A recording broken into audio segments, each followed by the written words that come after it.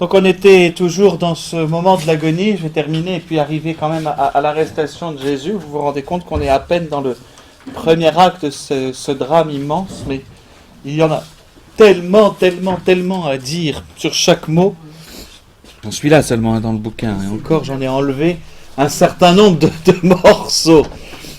Mais il y aura tellement à dire à chaque moment et pour chaque étape de la Passion. Je voulais juste reprendre, juste un peu en retour, lorsque Jésus leur dit « Priez afin de ne pas entrer dans la tentation », cette fameuse tentation qui nous pose tellement de soucis. Je voudrais juste la reprendre maintenant, parce que c'est quelque chose quand même très à part. Hein. Donc dans cette adresse de Jésus, et tout ce qui concerne la tentation, le mot grec, la peirasmos, je fais exprès de prendre le grec, c'est pas pour faire trop savant, mais c'est intéressant parce que le terme P-E-I-R, peirasmos, c'est en grec, là vous l'avez. Hein. Oui, d'accord. Puis epsilon rho, alpha sigma mu omicron sigma. C'est le terme de tentation ou d'épreuve que Jésus exprime au moment justement de son agonie.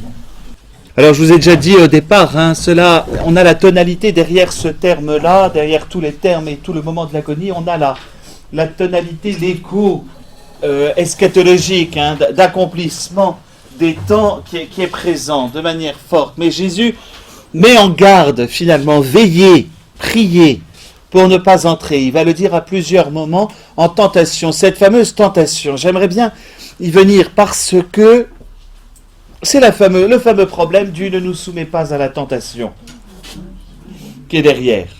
Quelle est cette fameuse tentation, cette chose que très souvent, allez, on va le dire comme ça, c'est Dieu qui met sur nous, devant nous une tentation et qui vérifie tombera pas. Ça en fait quand même quelqu'un de relativement sadique. En plus, notre faiblesse fait qu'on va tomber. Bon. Alors ensuite, c'est le démon. Ça lui correspond plus. Qui met les pots de banane sur notre route comme autant de tentations. Finalement, ça fait de nous. Alors ça, pour le coup, c'est vrai, quelqu'un de faible.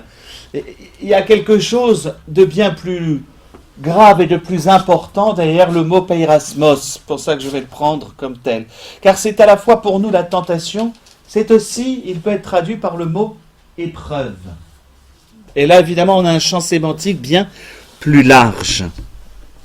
C'est aussi un terme, donc tentation, on va le traduire. C'est les deux sens qui vont être les plus importants.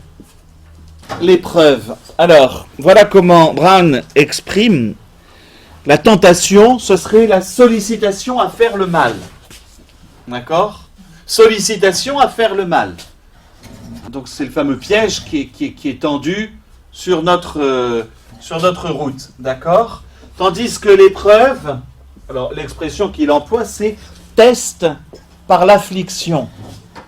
Par l'affliction. C'est-à-dire, entre guillemets, quelque chose qui n'est pas agréable, mais qu'il faut traverser pour montrer l'attachement ou quoi que ce soit. Donc derrière le mot, on peut avoir les deux. Nous le traduisons toujours par tentation. Ayons en tête ce test par l'affliction. Une forme de purification, une forme de... Ça on va le voir un peu après. Oui. Est-ce que l'épreuve peut être... Ce serait différent, il me semble. Je ne marquerai pas le remords à l'intérieur de la notion d'épreuve. Le remords étant une conséquence d'un acte. Le remords va être la conséquence de l'acte et souvent de la chute du côté de la tentation. Non, l'épreuve, justement, c'est là. On est avec une balance. L'épreuve est bien plus de l'ordre de... Ne le voyons pas obligatoirement comme Dieu qui inflige une épreuve, ça va être le jeûne. Le jeûne. Jeûner. Arrive le carême, vous prenez la décision, allez, je reviens toujours à ça, de ne plus manger de chocolat. Moi je m'en moque, mais pour vous c'est peut-être une épreuve. Moi, ça n'est pas une épreuve pour moi. Donc, mais ça peut être une épreuve, c'est-à-dire un test dans l'affliction. Test, c'est-à-dire une manière de montrer, de se détacher d'un bien. Quand on aime le chocolat, c'est un bien. Quand on l'aime trop, ça devient une idole. Il faut faire attention à ça. Mais on est de l'ordre de l'épreuve, c'est-à-dire ce test dans l'affliction, malgré le désir de manger du chocolat, et il n'y a pas pire, on peut s'en passer à certains moments, mais lorsqu'on sait qu'on va devoir s'en passer, c'est à ce moment-là qu'on en a le plus envie. Ça, c'est la psychologie humaine du moment du carême. Hein, j'ai aucune difficulté pour jeûner, mais croyez-moi, le vendredi saint et le mercredi des cendres, c'est une catastrophe. J'ai envie de manger du début à la fin de la journée. Alors je peux m'en passer. Enfin, c'est là que ça se passe, c'est pas autrement. Mais l'épreuve, elle est là, vous comprenez, elle est bien différente que lors de la tentation, en tant que telle, qui est là vraiment la peau de banane. Hein, on va le résumer comme ça. J'aime bien prendre les deux termes, parce que cette même épreuve, elle peut être liée à un danger spécifique, autre, on dirait, que la tentation. Et en ce sens, dans le mot peirasmos, c'est pour ça ne pas entrer en tentation, c'est-à-dire, ou alors ne pas chuter dans l'épreuve. Ça peut être ça aussi. Hein? Tenir l'épreuve jusqu'au bout. Saint Paul l'emploie énormément comme terme. J'ai couru l'épreuve jusqu'au bout, et c'est le même mot. Je n'ai pas couru la tentation jusqu'au bout. Donc on va voir un peu les deux sens. Mais il y a parfois une idée de danger, c'est-à-dire que dans un contexte eschatologique des fins dernières, et particulièrement dans le contexte vétérotestamentaire du livre en question, enfin des passages en question, on a en soi l'épreuve qu'Israël doit traverser, et qu'Israël ne cesse de traverser. Il y a une épreuve qui est annoncée dans le livre de Daniel, mais qui est déjà annoncée, c'est l'épreuve de David qui doit quitter, c'est les épreuves au désert subies par Élie, etc. Donc il y a l'idée derrière. Alors pareil, il faut toujours qu'on soit très délicat, nous, que Dieu éprouve les justes pour les mener à la victoire. Et là, parfois ça bloque pour nous. Soyons honnêtes. Et que les passages de purification, comme l'or purifié au feu, ça nous gêne en partie. Le juif et l'homme de l'Ancien Testament ne peut pas voir d'autre cause première que Dieu. C'est impossible. Étant donné qu'il est à l'origine de toute chose, il est la cause première. D'accord ? Donc chaque fois qu'il y a un fléau, chaque fois qu'il y a un malheur, c'est pour ça que Dieu est toujours... Le juif ne peut pas faire autrement. La notion de cause première, ça va quand je l'exprime. Il nous faut parfois... Donc l'Ancien Testament va dire Dieu éprouve celui qu'il aime. Celui qui s'approche de moi, je le fouette. Un côté sadomaso même. C'est peu dire, parce qu'il y a des expressions de cette... je le flagelle, dit-il, de cette acabit-là. Alors, il faut nous faire très attention, parce que c'est pour ça que je voulais voir cette notion. Alors, est-ce que je dois lire la passion comme une épreuve que le Père fait passer à son Fils pour vérifier s'il va tenir jusqu'au bout? Mais quel sadisme! Excusez-moi, ça n'est pas possible. Ça n'est pas possible. Je ne peux pas mettre Dieu comme cause première, en l'occurrence, de l'épreuve. En revanche, c'est le mystère derrière cela, j'allais dire, c'est le mystère de la permission divine. La permission divine. Que Dieu puisse permettre l'épreuve et l'acharnement, en l'occurrence, s'il y a permission divine, il y a toujours grâce concomitante. Pour nous, c'est bien plus positif en tant que tel. Si Dieu permet, c'est qu'il donne toujours la grâce de traverser l'épreuve. Et là, c'est un peu le combat de Jacob, si vous voulez. C'est de cet ordre-là. En tant que chrétien, on ne peut pas voir Dieu comme cause première de l'épreuve. Alors, il y a notre liberté qui est en jeu, mais l'épreuve qui nous arrive... Alors, il va y avoir en effet le fait de ne pas douter et de mettre notre liberté à accueillir la grâce de Dieu qui nous permet de traverser l'épreuve. Ça, c'est certain. C'est la mise en œuvre de notre liberté. Après, il y a des choses où c'est notre propre liberté qui nous fout dans la panade, hein, pardon, mais hein, il y a cette réalité-là aussi. Mais en l'occurrence, c'est là pour nous, il faut qu'on reste toujours sur la permission divine. Dieu permet, un peu comme pour Job, Dieu permet, mais donne toujours ce qu'il faut donne la grâce. Et la permission divine est concomitante avec la grâce. Et donc, l'épreuve, cette Peirasmos sur laquelle le Christ met en garde en disant c'est quelque chose qui est rude. Et que faut-il faire? Veiller ou prier. C'est-à-dire garder ce lien avec Dieu, prier pour ne pas tomber, pour ne pas être tomber dans l'épreuve. Tomber en grec, c'est scandaliser. La chute, c'est le scandale. C'est le même mot. Donc, voilà, je trouve très très important pour nous, parce que nous ne pouvons pas comprendre la mort de notre Seigneur en le voyant comme une épreuve, c'est-à-dire comme une épreuve au sens premier, c'est-à-dire Dieu qui vérifie. Hein, mais Dieu qui permet pour un plus grand bien. Et là, il faut faire très attention, sinon on tombe dans la philosophie de Leibniz, vous savez, l'optimisme. Hein, Candide s'en est suffisamment moqué. Voltaire s'en est suffisamment moqué dans Candide, où on dit même s'il y a un mal, Dieu sait en tirer un bien, donc le mal est bien. Enfin, c'est la philosophie de Leibniz, hein, c'est le meilleur des mondes possibles, étant donné que le meilleur des mondes possibles, il y a quand même l'imperfection, donc voilà. Je regardais, ça fait un bout de temps que je voulais reprendre le temps de le voir, j'ai revu avant-hier de Nuremberg à Nuremberg. Je ne sais pas si vous vous souvenez de ce reportage extraordinaire sur la Seconde Guerre mondiale. Je suis désolé, la fin, on ne peut pas faire autrement que pleurer.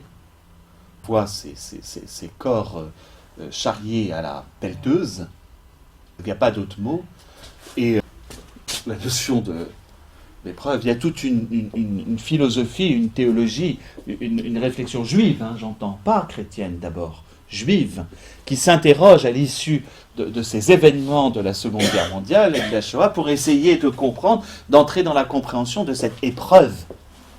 Et je crois que celui qui peut-être y répond, c'est un japonais, chrétien, catholique, hein, je ne me souviens plus de son nom, le magnifique ouvrage Requiem pour Nagasaki, où à la fin, il explique pourquoi, parce que la bombe atomique à Nagasaki est tombée sur le quartier chrétien. Ce sont des chrétiens qui sont morts, essentiellement. Nagasaki était une ville énormément chrétienne, et il en donne une explication, cette idée de sacrifice pour le monde, pour la paix du monde. Il a une lecture alors qu'il a ramassé les os de sa femme dans un seau. Hein. C'est terrible, mais ce livre l'exprime. La grande épreuve. Ils ont traversé la grande épreuve, nous dira l'Apocalypse. Et Dieu peut permettre, mais ne veut pas l'acharnement du mal absolu. Ça, c'est quand même un premier élément qu'il nous faut avoir en tête, et qu'il y a dans la notion de Peirasmos, évidemment, qui implique cette épreuve de la foi. À l'arrivée, c'est l'épreuve de la foi. Où oui, on accepte, on n'accepte pas. Autre élément qui est aussi présent dans l'épreuve, c'est pas uniquement cela, dans le contexte eschatologique de fin des temps, je vous promets que ce mot, c'est une pelote de laine, mais comme ça. Hein? Derrière ce mot, il y a aussi l'épreuve ultime. Vous voulez l'épreuve, mais il y a aussi, sans que ce soit... Non, l'épreuve ultime, qu'est le jugement dernier. J'emploie du terme juridique, mais qui sera notre comparution devant le juge. Le milieu d'une année de la miséricorde, c'est complètement abscon ce que je suis en train de vous dire. Hein, mais c'est une réalité. Jugé par la miséricorde, exactement. Mais il y a une réalité qu'il faut avoir, c'est cette réalité du jugement. Et l'ultime épreuve, elle est là. Vous savez que, et c'est Saint Jean, dans la première lettre de Saint Jean, qui l'exprime, le premier à nous accuser, c'est pas Dieu, c'est nous-mêmes. Notre cœur nous accuse nous-mêmes, mais nous avons un défenseur, nous en avons même deux. Parce que Jésus le dit, je vous l'enverrai l'autre défenseur. Nous en aurons même 3. Advocata nostra. Alors déjà, on a de la chance, hein, parce que le Christ est notre premier défenseur contre nous-mêmes. Le Saint-Esprit aussi et la Vierge Marie. Rien que ça. Mais que l'épreuve en tant que telle, qui est celle du jugement et l'accusation de notre cœur, est quand même aussi l'accusateur de nos frères. Et rejeté, l'accusateur reste le démon. C'est-à-dire celui qui veut prouver à l'homme qu'il est incapable de Dieu. C'est ça l'épreuve. L'épreuve finale et l'épreuve du jugement, elle est là. Et au passage, 2 apôtres vont la vivre, cette épreuve, peut-être plus que d'autres. L'épreuve de la faiblesse. Et ils ne vont pas y répondre de la même manière. C'est Saint-Pierre et Judas qui ne vont pas pouvoir y répondre de la même manière. L'un sera dans le remords, justement, la capacité du vrai regret, et va pouvoir revenir, tandis que l'autre entrera dans un remords qui le conduit au doute et au suicide. Vous le savez bien. Donc il y a un jugement, et je vous dis, hein, l'épisode de la Passion, c'est aussi un épisode eschatologique au sens de fin du monde, d'achèvement ou de fin de notre existence, et que ce soit les apôtres, que ce soit Saint-Pierre, Judas, ils se retrouvent face à ce jugement. Alors, même chose, on est toujours à penser à un jugement divin. Voilà, le premier à nous juger, c'est notre propre cœur. Alors n'oublions pas quand même, il y a une justice divine, je vous en ai déjà parlé, il faut la maintenir, coûte que coûte. Parce que sans la justice de Dieu, la miséricorde n'a aucun sens. Il faut qu'il y ait une justice pour que la miséricorde s'applique. Sinon, ça n'a aucun sens. Hein. En revanche, chez certains apôtres, on a vraiment, alors non pas quelque chose, certains évangélistes, pardon, quelque chose qui est véritablement de l'ordre de la tentation, et particulièrement chez Saint Luc. C'est-à-dire cette manière, donc là, disons, l'acteur, c'est Dieu, si vous voulez. Là, l'acteur, c'est Satan. Et ça n'est pas du tout du même point de vue. Et c'est Satan qui va mettre, je vous dis, le coup des pots de banane, hein, c'est-à-dire celui qui veut la chute. Et donc, il y a aussi, donc, dans le prier pour ne pas entrer en tentation, vous voyez, Jésus est fatigant pour ça. Dans une seule phrase, il dit 15 choses. Veiller pour ne pas entrer en tentation, c'est, alors, succomber à la tentation, ou alors c'est le fameux « ne nous soumets pas à la tentation » qui serait une demande pour que les épreuves ne nous submergent pas. Elle n'est pas mauvaise, notre traduction. Elle est simplement incomplète. Le choix de la nouvelle traduction liturgique, plaise au Seigneur qu'elle nous arrive enfin. Ça fait 15 ans qu'on l'attend, donc après, on n'est plus à ça près. Mais la nouvelle traduction, ne nous laisse pas entrer en tentation, permet de tenir les deux. Entrer en tentation, c'est à la fois succomber à ce que Satan veut nous faire tomber. Mais aussi, succomber, c'est être faible dans l'épreuve. D'accord ? Ou être tombé dans l'épreuve. Oui, non. Non, c'est écarté. Ah bon ? Le problème, c'est que c'est tout le missel qui doit changer. Ça devait être le premier de carême, et puis finalement, c'est encore reporté. Il y a un petit problème pour 2 passages de la traduction, particulièrement. 3. Je fais parenthèse, comme ça je vous explique vite. Le mea culpa, maxima culpa. Donc plutôt que dire oui, j'ai vraiment péché, c'est dire c'est ma faute, et par 3 fois. C'est une habitude qui est biblique, mais il y a une farouche opposition à ça. Je ne vois pas le problème, moi, mais c'est pas grave. On bien quand on était gosse, mais ça coule pas, mais ça coule toujours pas. Oui, moi c'est comme ça que... Voilà, mais la coule pas. Donc c'est ma faute, c'est ma très grande faute. Il y a un côté humble. Bon, je ne sais pas pourquoi ça bloque. L'autre, alors, est moins grave au sens où on le voit pas passer, mais quand on est un peu philosophe ou théologien, on grince. C'est le consubstantiel au Père. Voilà, qui ne veut pas dire la même chose que de même nature. Bon, ça, c'est pas gravissime. Je vous avoue que ça, en revanche, le plus important est le moment de l'orate fratres, c'est le prions ensemble au moment d'offrir le sacrifice de toute l'Église, qui n'a rien à voir avec le latin et qui, au contraire, associe beaucoup plus la prière du prêtre et la prière du peuple, alors que là, c'est une formule où on ne voit pas que quand l'Assemblée va dire que le Seigneur agrée ton sacrifice pour nous et pour le monde entier, pour le salut de l'Église, ça a quand même un tout autre sens, parce qu'on a un vrai dialogue entre le prêtre en tant que prêtre et l'Assemblée qui a été retiré. Bon, voilà, mais c'est ça qui bloque, c'est pas le Notre Père, puisque les protestants ont accepté aussi de le prendre comme traduction. Donc c'est peut-être chez les protestants que ça va passer, avant nous. Il faut le faire quand même. Bref, ne nous laisse pas entrer en tentation, tiens les deux. Dans cette tentation, on a aussi l'idée de... Alors, c'est là que nos termes sont un peu interchangeables. Dans l'Apocalypse, qui dit à l'église de Philadelphie, « Puisque tu as gardé ma consigne de constance, à mon tour, je te garderai de l'heure de la peirasmos. » Je vais le dire comme ça. Donc de l'heure de la tentation qui va fondre sur le monde entier. Pour peiratzein, donc le verbe pour tenter ou éprouver, vous faites ce que vous dites, ce que vous voulez, les habitants de la terre.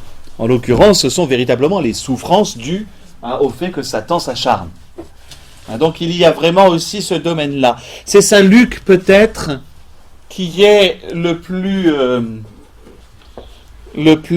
explicite sur cette idée-là, puisque vous le savez peut-être, à la fin des tentations de Jésus au désert, Saint Luc précise, alors Satan se retira jusqu'à l'heure. C'est-à-dire que Satan vient présenter l'ultime tentation et elle est dans l'agonie. Elle est dans l'agonie. L'ultime tentation, c'est pas descendre la croix. En rien ça n'a tenté Jésus. C'est pas ça la question, oubliez Scorsese. D'accord ?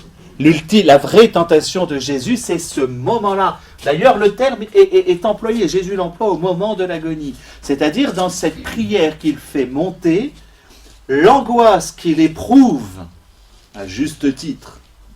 D'ailleurs, comment Saint Luc, médecin, décrit à quel point cette angoisse est importante, puisqu'elle provoque un phénomène physique qui est naturel, qui est cette manière de suer, de transpirer du sang, ce qui signifie que les pores de la peau se sont à un tel point dilatés que pour que le tissu de la peau reprenne un état normal, il faut beaucoup plus de temps. C'est très éprouvant. Au passage, ça veut dire que Jésus se retrouve avec une peau abîmée, c'est-à-dire extrêmement fragile au moment où il est flagellé.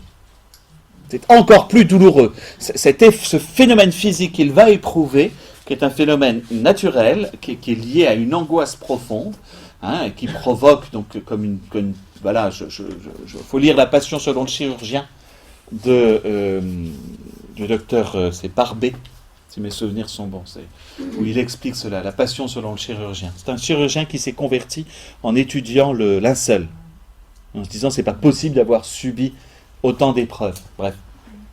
Donc Jésus, la tentation, c'est-à-dire que le moment de la tentation où Satan revient, l'heure, c'est dès le début, et c'est l'agonie. Ça, je vous l'ai déjà dit la dernière fois. Le moment de l'agonie est le moment le plus douloureux dans l'épreuve que Jésus traverse, dans cette tentation. En Luc 4,13, ayant ainsi épuisé toute peirasmos, je dis exprès le mot, le diable s'éloigna de lui jusqu'au moment favorable. Le moment favorable, c'est kairos, l'heure. Et l'heure, elle commence avant chez Saint Luc, puisque Satan entre dans Judas, moment très clairement. Satan entra dans Judas, ça c'est en 22, 3, 4. Il réclame les disciples pour les passer au crible. Pierre, Satan vous a réclamé pour vous passer au crible, mais j'ai prié pour toi. Ça, c'est en 22, 31. Et il sera la puissance des ténèbres. Donc on a, chez Saint Luc, il est vraiment un acteur. C'est peut-être Saint Luc qui se situe le plus de ce côté-là. C'est-à-dire celui qui vient mettre en tentation. Quelle est la tentation de Jésus ? Comment puis-je exprimer cette tentation de Jésus? Parce que, est-ce que Satan peut le faire tomber? Il a essayé avec le pouvoir, l'orgueil. Vous vous souvenez les 3 tentations de Jésus, donc la puissance, l'exercice de la puissance, l'exercice du pouvoir, l'exercice évidemment de la domination. Quelle va être la tentation inverse à ce moment-là? Quelle va être la tentation? Je dirais elle est inverse. En définitive, c'est la tentation tu ne peux pas. C'est-à-dire qu'on est dans le contraire. C'est autant les premières tentations ont été de l'ordre de la puissance, de la grandeur, vous êtes d'accord? Vous vous souvenez bien du passage? Sinon, vous réécouterez au premier dimanche de Carême, parce qu'on les a toujours. Autant au moment de la passion, ce qui vient en Jésus, il y a l'aspect épreuve, que cette coupe s'éloigne de moi, etc. Mais si on réfléchit jusqu'au bout, quelle va être la tentation intérieure de Jésus, en quoi il va tomber? C'est la tentation qui est la pire, du à quoi bon? À quoi ça sert? À quoi bon? Ça, on est face à une véritable tentation. Très souvent, lorsqu'on a des personnes qui vivent ça dans leur épreuve de foi, ce qu'on appelle l'ascédie, elle est cette forme c'est une tentation très très compliquée, et une maladie très compliquée, une maladie de l'âme très compliquée à guérir, parce que l'ascédie fait à quoi bon prier, à quoi bon croire, à quoi bon? Elle fait désespérer en fait, c'est la tentation du désespoir. Là encore, Molinier l'exprime très très bien. Et donc on est de ce côté-là. Et puis Jésus éprouve aussi, je vous dis, finalement, les heures qui vont suivre vont s'écouler avec beaucoup plus et c'est frappant, beaucoup plus de sérénité, beaucoup plus de violence aussi. Enfin, là il y a une violence immense dans l'agonie. Mais plus de sérénité, c'est-à-dire que ça s'enchaîne. Alors pauvre Jésus, il souffre tout le long. Je ne dis pas que c'était facile, mais comprenez mon expression, c'est que les choses vont s'enchaîner, je dirais, de manière presque naturelle. Là, il peut fuir. Mettons-nous humainement, acceptons l'humanité du Seigneur. Il peut fuir.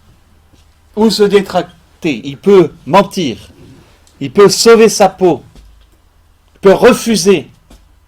Et donc on est face à une véritable tentation qui est celle, tout bêtement, le mot, c'est celui d'obéissance. Il doit répondre là à la désobéissance d'Adam. Mais il doit le faire pleinement, pas servilement. Et donc, son humanité entre en conflit, j'allais dire. Il y a une vraie... Mais c'est important pour nous, parce que le Christ est donc pleinement libre aussi, dans son humanité. Il ne faut pas en faire un... Il connaît cette épreuve, mais il connaît aussi cette tentation de la désobéissance, de dire, j'allais dire, on n'en sait rien. Enfin, je pense que Dieu ne s'est pas planté, mais c'est un peu comme la Vierge Marie, il y en a peut-être une qui a dit, ah non, pas moi, au moment d'une annonciation. Ça paraît impossible de la part de Dieu de s'adresser. Mais Marie est pleinement libre et peut dire, ah non, je veux pas. Parce qu'elle sait aussi ce qui est derrière. Il y a une tentation de Marie, de la même manière qu'elle ne fait pas, yes, c'est moi qui y suis arrivé. Il y a la tentation de l'orgueil, mais il y a aussi la tentation d'accepter l'ouverture du salut. Le oui de Jésus au moment de la passion et de l'agonie renvoie directement au oui de sa propre mère, fiat de Marie, au moment de l'Annonciation. C'est-à-dire que dans ce fiat, il y a tout. Et d'ailleurs, c'est pour ça qu'elle dit « Je suis la servante du Seigneur ». Je suis la servante parce qu'elle fait aussitôt le parallèle avec le serviteur souffrant. Je serai la mère du serviteur souffrant. Elle ne prend pas « je serai le Messie », elle est directement. Et donc il y a dans le oui marial, il y a quelque chose de très très important à ce moment-là, dans le oui marial, la préfiguration de ce oui du Seigneur Jésus qui va encore plus loin. Le salut vient par Jésus, pas par Marie évidemment. Qu'à travers la tentation même, il y a l'épreuve donc de l'obéissance, en réponse à la désobéissance d'Adam. Or, cette épreuve, cette tentation, Jésus la vit pleinement dans son humanité. Pleinement dans son humanité, il n'est pas directement influencé, je dirais, par sa divinité. Il sait que Dieu peut l'exaucer, il sait que Dieu peut le sauver de la mort. Il sait aussi, mais il va être dans... Et c'est pour ça que je vous dis, c'est le moment le plus terrible. Les autres événements vont s'enchaîner tout naturellement, enfin tout violemment. Mais la violence, quand elle se déchaîne, ça dure qu'un temps. Là, en l'occurrence, on est dans cette nuit où Jésus voilà, et lui-même dans une immense épreuve. La nuit de, oui, pas la nuit d'esprit, la nuit obscure. La nuit obscure. La nuit obscure ou la nuit de la foi. Hein, il descend au plus bas. C'est ce qu'affirme. Alors, ce que vit Mère Teresa, ce que vit Sainte Thérèse. Attention, c'est pas la même chose que le doute. Le doute, il y a deux choses qui sont différentes. Hein. Le doute est une question d'absence d'interrogation par rapport à la foi. La nuit de la foi, c'est la foi existe, c'est-à-dire qu'il n'y a pas de problème, je crois toujours en Dieu, mais je n'en éprouve aucune certitude, je n'ai aucune... alors, on va me dire, moi je suis dans la nuit de la foi. Non, parce qu'il n'y a pas grand monde quand même qui a des non, mais il n'y a même pas la consolation d'une impression, il y a nulle consolation. Et la nuit de la foi va encore plus loin, en tout cas telle qu'elle est vécue par Sainte Thérèse, mais en fait, d'ailleurs, le Seigneur Jésus... Et là, Sainte Thérèse, elle dit, je me suis assise à la table des pécheurs. Quand elle exprime cela, c'est qu'elle dit, je vis comme des personnes athées. C'est-à-dire, j'éprouve l'absence d'espérance de quelqu'un qui est athée. Elle l'éprouve en tant que tel. Et en ce sens, c'est bien plus que le simple doute. C'est carrément, de toute façon, il n'y a pas de Dieu. Et elle en éprouve les conséquences psychiques. C'est-à-dire, s'il n'y a pas de Dieu, la vie n'a aucun sens. Et le néant qui est après la mort. C'est ça, en fait, la nuit de la foi. Ou alors, en tout cas, elle va. Et le Seigneur Jésus va là. Hein, il va jusqu'à... C'est ce que dit, je cherche son nom, Urs von Balthasar, voilà, Hans Urs von Balthasar, hein, dans la fameuse expression, je vous avais dit l'autre fois, l'apocatastase. Quand vous n'avez pas quoi dire dans une conversation mondaine, parlez de l'apocatastase. Les gens vont se demander si vous êtes malade. Non, voilà. Hein. L'apocatastase, c'est apo, alléché, kata, la catastrophe. Hein, c'est un mot qui dit en lui-même, apo, c'est chez, avec, si vous voulez. Vous connaissez tous le mot catastrophe. La catastrophe, c'est ce qui provoque une chute qui est bas. Et donc l'apocatastase, c'est ce qui se tient. Donc ce qui se tient au plus bas, apo auprès. Donc Dieu auprès de ce qui se tient le plus bas. Et donc dans l'agonie, Jésus éprouve, c'est ce que dit Urs von Balthasar, c'est des réflexions qui sont toutes contemporaines. Hein. Après, c'est un ouvrage, si vous voulez, vous le lisez, ça s'appelle La gloire et la croix. Ça doit faire 4 volumes à peu près, voilà. C'est écrit petit, il n'y a pas d'image.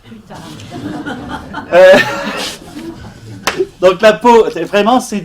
Non, mais après, parce qu'il y a eu des gens qui ont fait « Ah oui, mais est-ce que Jésus peut éprouver dans son humanité, c'est compliqué pour nous, une impression de ne pas être en présence de Dieu, alors qu'il est Dieu ?» Alors, après, c'est un psaume c'est un psaume dont on reverra, donc la fin du psaume est complètement différente. Hein, mais tu m'as exaucé, dit le psaume. Non, ce qui se passe dans l'apocatastase, c'est l'épreuve humaine de Jésus, son humanité consent cet éloignement, l'éloignement le plus important qui soit de Dieu.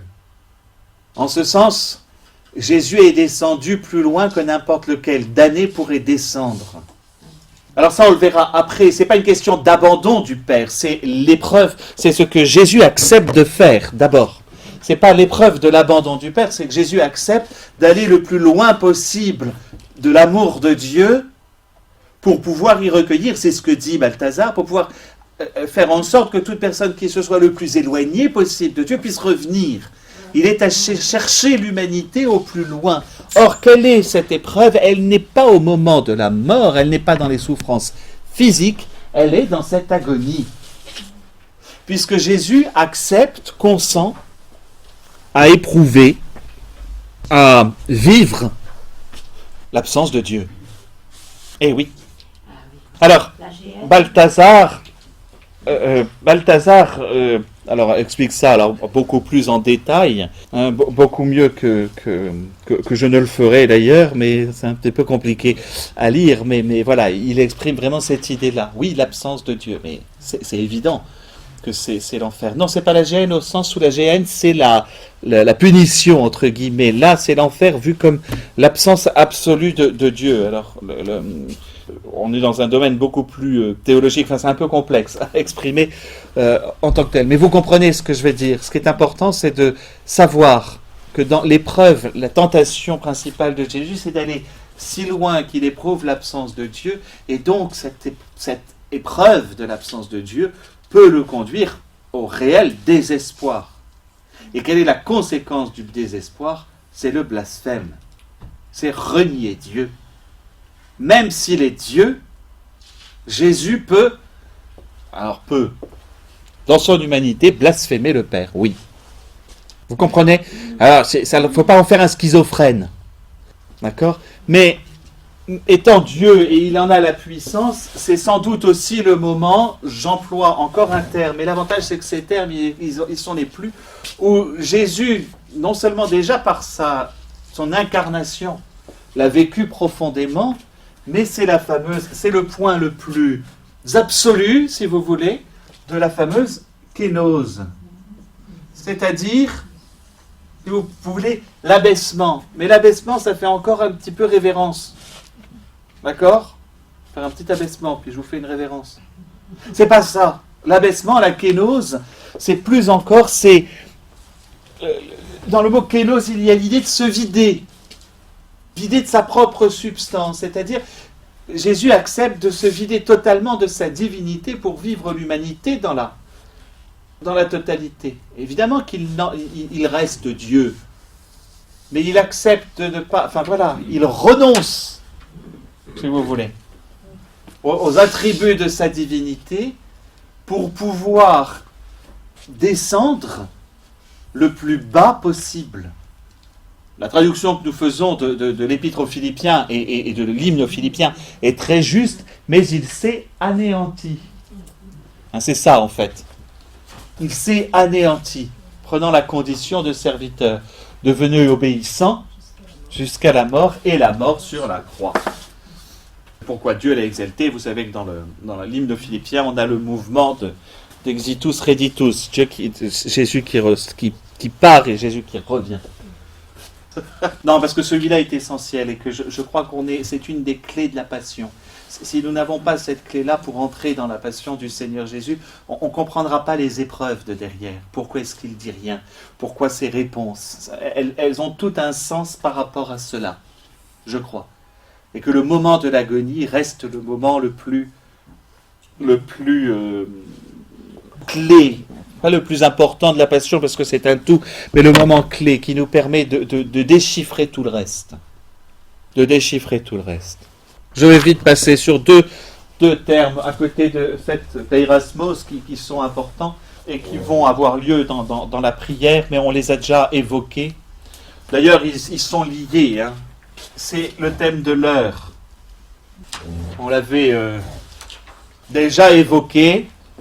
Ce que Jésus exprime, c'est chez saint Marc, au verset 35, allant un peu plus loin, il tombait à terre et priait pour que, s'il était possible, cette heure s'éloigne de lui.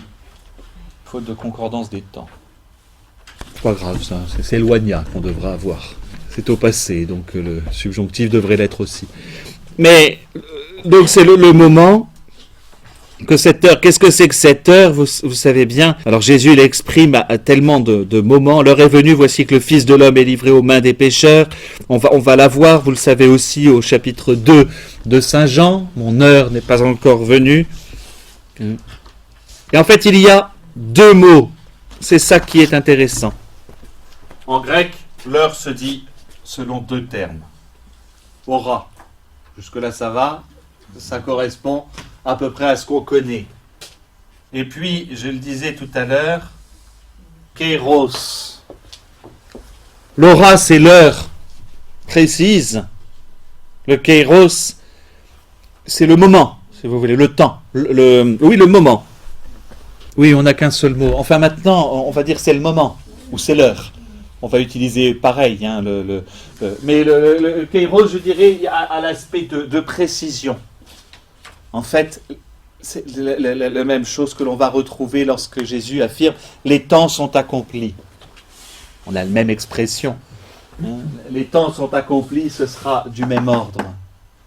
Donc attention qu'en l'occurrence, l'heure est moins de l'ordre de cela, c'était la 9e heure, c'était la 6e heure, c'était la 3e heure, mais on est beaucoup plus de l'ordre du temps accompli, et donc toujours une dimension eschatologique. Les temps sont accomplis, l'heure est là. Jésus demande qu'elle s'écarte de lui avec cette précision, si possible. S'il était possible, nous dit la traduction. Cette demande de Jésus, est-ce que, si possible, l'heure s'éloigne de soi, n'est pas un acte d'impiété. J'insiste là-dessus. C'est pas qu'il veut... Enfin, vous allez me dire, non mais... Alors, il doit faire la volonté du Père, mais lorsqu'il prie pour demander que ça s'éloigne de lui, finalement, il ne veut pas faire la volonté. Un peu, on le comprend. D'accord ? Non, mais je fais exprès de montrer une contradiction. Est-ce que la prière de Jésus, de demander à ce que l'heure s'éloigne de lui, est-ce que cette prière est finalement en contradiction? Est-ce qu'elle peut être vue comme un acte de désobéissance, ou en tout cas un désir de ne pas faire la volonté, en tout cas d'éloigner de lui la volonté de Dieu? Vous comprenez? Un côté Jonas qui veut pas faire la volonté de Dieu. Je crois qu'il faut revenir juste à... Je vous cite quelques passages parce que c'est intéressant de les connaître. Mais la prière du juste qui vient modifier la volonté de Dieu apparaît à travers toute la Bible. Et donc Jésus entre dans cette prière du juste. Dans la prière de celui qui va faire monter en demandant, voilà. Et on a des exemples de justes qui vont être exaucés. Le premier, c'est Moïse. Alors, Abraham, évidemment, dans sa prière, non, enfin, Abraham, le problème, c'est que sa prière, oui, il va faire monter sa prière, mais sa prière ne va pas être exaucée. Sodome est quand même détruite. Il n'a pas allé jusqu'au bout, mais quand même. Je prends justement Moïse qui fait changer la décision de Dieu, parce que là on a quelque chose qui est expressément dit. Moïse, lorsqu'il s'adresse à Dieu après le veau d'or, le veau d'or, je vais détruire ce peuple et puis je vais faire un peuple de tes enfants, parce que là j'en peux plus, lui dit Dieu. Et là Moïse lui fait, non quand même, tu les as sortis d'Égypte, ça ferait désordre. L'argumentaire est assez drôle d'ailleurs. Non, mais tu vas pas les tuer, ça ferait désordre, parce qu'un peu, ils sont sortis d'Égypte, pouf, ils sont tous morts au désert. Donc voilà, donc le côté convaincant de Moïse. Mais Moïse monte sur la brèche, il y a un très beau introïte du carême là-dessus. Enfin, c'est une mélodie grégorienne absolument sublime. On voit Moïse monter sur la brèche et défendre Israël. Donc il y a une puissance d'intercession par rapport à cela, donc la prière du juste. Vous avez un autre passage avec Ézéchias dans le 2e livre des rois. Alors je vous donne le veau d'or, Exode 32. Vous voulez comme ça 10 et suivante, et là c'est 2 rois, Ézéchias 20 et suivante. Ézéchias attrape un cancer, une forme de maladie, pas un cancer, un cancer de la peau tout simplement. C'est pas la lèpre tout à fait, c'est une plaie sur la peau, c'est vraiment ce qui ressemble à... Comment ça s'appelle quand on a un grain de beauté qui grossit? Un mélanome. Ça semble être un mélanome ce qu'il chope, voilà, c'est bon, comme quoi. Il a trop exposé ses grains de beauté au soleil, j'en sais rien. Mais donc Ézéchias attrape un mélanome et va supplier, il consulte, un prophète lui dit, t'es mort dans 15 jours, il va supplier. Et Dieu va rajouter 10 ans à sa vie. En fait, ce que je veux dire, c'est que la prière, nous dit Raymond Brown, la prière n'est pas une rébellion par rapport à la volonté de Dieu. En fait, c'est ça qui est important. Elle n'est pas une rébellion, et je vous lis ce qu'il dit. Mais elle est confiance dans l'amour et la justice de Dieu. Dieu écoutera, et accordera la requête si elle est conciliable avec la providence générale. C'est dans le livre, ça c'est très bien dit, c'est page 207. Je retiens ça parce que quand on est sur pourquoi Dieu ne nous a pas exaucés, pourquoi Dieu n'a pas exaucé Jésus à ce moment-là, on a souvent la question. Pourquoi Dieu ne nous a pas exaucés? On a fait tout ce qu'il faut en neuvaine. Dieu écoute toujours. Et toute prière doit être confiante. Et c'est une très belle réponse. Dieu écoutera et accordera la requête si elle est conciliable avec sa providence. Et la providence, c'est le plan général que Dieu a sur l'ensemble des choses. Cela donne une très grande liberté et surtout une beauté, j'allais dire, à la prière que fait monter toute personne dans l'angoisse, dans le péché, dans l'angoisse de la mort. Aussi, d'accord, je trouve important de relever ça parce que la supplication de Jésus au sujet de l'heure, elle est un peu de cet ordre-là. Autre chose, la question du Kairos en tant que tel nous situe pas seulement, alors je vous ai dit un combat eschatologique, c'est une expression qui plaît beaucoup à Benoît XVI, on est aussi de l'ordre d'un combat cosmique. Attention, c'est pas la guerre des étoiles, d'accord, mais un combat qui est cosmique, c'est-à-dire le cosmos en tant que réalité créée est tout entier dans ce combat. La notion de l'heure, elle renvoie au temps, c'est-à-dire à la première des créatures. Première chose qui est créée par Dieu, c'est le temps. Il y eut un jour, il y eut un soir, il y eut un matin, ce fut le premier jour. La séparation des lumières, de la lumière et des ténèbres, il n'y a pas encore de question de matière. La première chose que Dieu fait, c'est de créer le temps. Eh oui. Remarquez le premier jour toujours. C'est intéressant de le voir. Dieu sépara la lumière des ténèbres. Mais ce n'est pas des questions de matière. Du tout. Et d'ailleurs, il serait bien compliqué, même avec la notion de Big Bang, que la première chose qui est apparue, c'est de la lumière et certainement pas de la matière. Même pour les scientifiques. C'est très compliqué ce point de départ, mais sans y revenir. Mais donc le temps renvoie à la première des créatures, si vous voulez, la première création. Parce que le premier jour est consacré quoi? Justement à la création du temps. Et donc, l'heure de Jésus, le temps accompli, c'est ce temps perverti par le péché, puisqu'il est le cadre de toute la création, le temps perverti par le péché qui trouve son accomplissement. Deuxième terme, et j'en avais parlé, j'ai oublié de le mettre là, puis après je vais voir les termes de la prière, c'est que j'en ai déjà parlé, avec l'heure qui s'éloigne de moi, il y a toujours le parallèle avec la coupe. Il y a une polysémie du terme coupe, je l'ai déjà dit, coupe de la colère, mais c'est aussi la coupe d'action de grâce. Le mot coupe relève, recoupe si vous voulez, pour jouer avec les mots, mais pareil, une polysémie terrible. En l'occurrence, c'est la coupe de l'amertume. L'amertume de ce qui, donc il boit la coupe jusqu'à la lie, enfin l'expression nous vient d'ailleurs de ça, de ce passage de l'évangile, c'est quand même l'idée de subir une épreuve et d'avoir à boire l'ensemble d'un breuvage qui n'est pas agréable. C'est, la coupe en l'occurrence est davantage liée à la souffrance à venir, et on est relativement, il faut le voir vraiment de l'ordre d'une métaphore, et pas tant boire la coupe de la colère divine ou la coupe de tous les péchés du monde. Enfin, ce serait un peu... Le temps a été créé par Dieu oui. en premier. Non. Alors, en effet. Le temps est accompli, justement. C'est pour ça que la mort de Jésus effectue quelque chose qui est de l'ordre de la fin des temps. Oui. Parce que pour Jésus, c'est la fin du temps. Jésus Jésus va sortir du temps. C'est-à-dire que l'homme qui est créé dans le temps est destiné...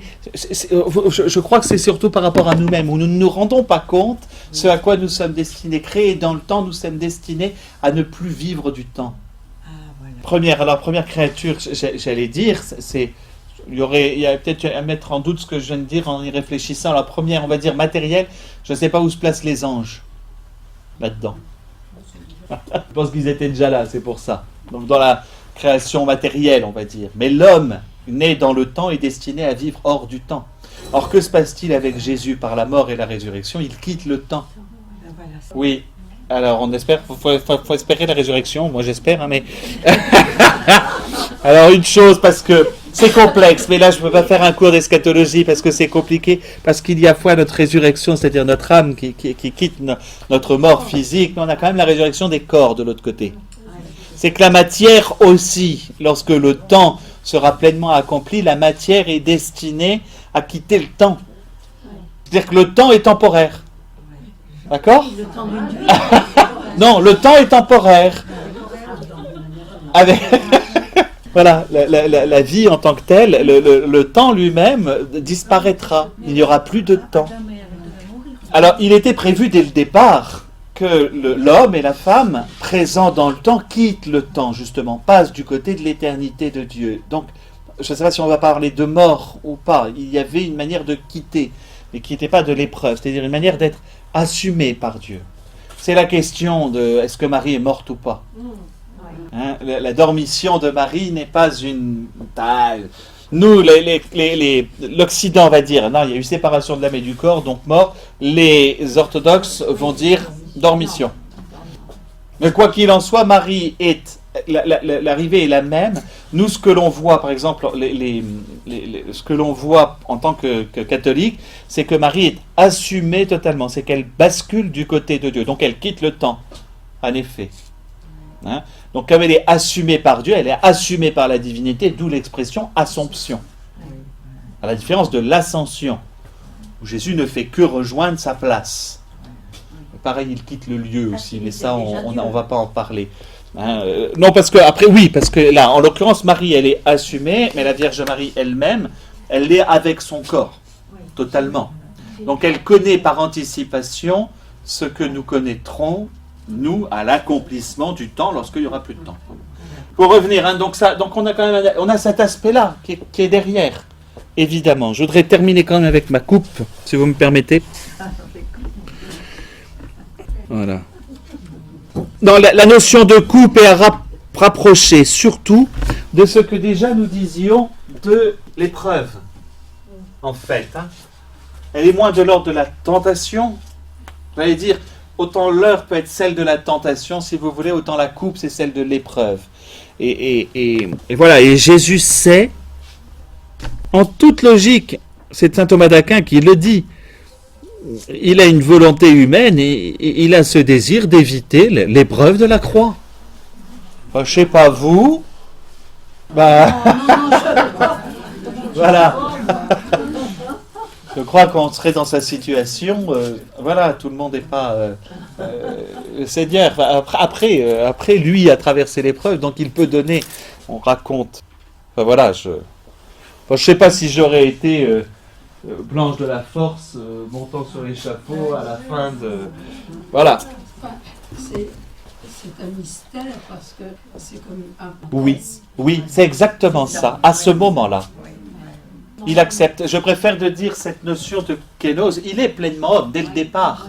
Hein, cette notion de kénose, c'est-à-dire qu'il va jusqu'à l'abandon, jusqu'à se dépouiller lui-même de ses attributs divins, si vous voulez. Alors, ça fait un peu attribut divin, la foudre de Jupiter et le trident de Neptune. C'est pas ça mon idée, c'est qu'il accepte d'aller jusqu'à un éloignement tel. C'est vraiment cette notion. Oui, je crois que la kénose est le mieux comme expression. En revanche, la coupe nous renvoie évidemment au sacrifice et surtout à l'Eucharistie. Et je crois que là, il faut la comprendre. Coupe est le sang de l'alliance nouvelle et éternelle répandu pour vous et pour la multitude en rémission des péchés. Et donc, la coupe est aussi à voir comme le don absolu que Jésus fait de lui-même, et non pas qu'il rejette puisqu'il avait posé cette coupe, mais dont il voit justement l'absolu, qu'il en est humainement un effet de recul est absolument normal. D'accord ? C'est humainement. C'est-à-dire que il y a des contrastes terribles. Hein. 2 heures avant, il était en train justement d'offrir cette coupe de bénédiction. Et là, il demande à ce qu'elle s'éloigne de lui. La coupe de mon sang, il l'a dit juste avant. Et là, il demande, est-ce que Jésus, tout à coup, non, finalement, j'irai pas, je ferai pas? Je crois absolument pas. Je crois qu'il faut le voir dans la nature humaine. Et c'est saint Thomas d'Aquin qui le dit, justement, la nature humaine, qui n'entre pas en conflit avec la nature divine, mais qui exprime pleinement ce qu'elle est. Voilà, j'arrête là.